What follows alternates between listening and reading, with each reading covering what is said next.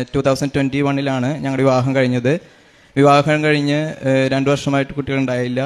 2023 wife conceive ആയി 5 months വരെ കുഴപ്പമൊന്നും ഉണ്ടായിരുന്നില്ല.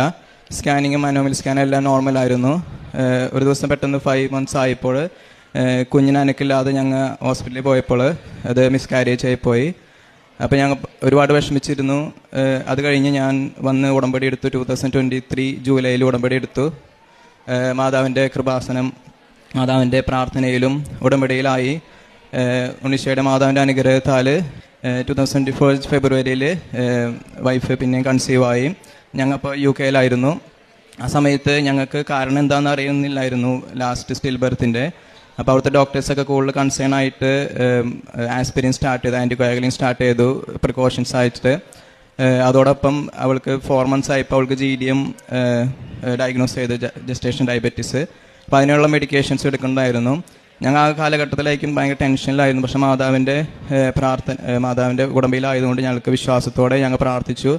എല്ലാ ദിവസവും കിടക്കുന്നതിന് മുമ്പും കുടുംബ പ്രാർത്ഥനയുടെ ഇടയിലും പ്രതിഷ്ഠാന പ്രാർത്ഥനയുടെ ഇടയിലും വൈഫിൻ്റെ വയറ്റിൽ ഞങ്ങൾ മാതാവിൻ്റെ തൈലവും എല്ലാ ഭക്ഷണത്തിലും മാതാവിൻ്റെ തരി ഉപ്പിട്ട് ഞങ്ങൾ സ്ഥിരം പ്രാർത്ഥിക്കുമായിരുന്നു. ആ പ്രാർത്ഥിച്ചതിൻ്റെ ഫലമായി മാതാവിൻ്റെ കൃപയാൽ 2024 October 6 ഞങ്ങൾ ആരോഗ്യമുള്ള ഒരു കുഞ്ഞിനെ നൽകി അനുഗ്രഹിച്ചു. ആ കുഞ്ഞിന് ഞങ്ങൾ മറിയം എന്നാണ് പേരിട്ടിരിക്കുന്നത്.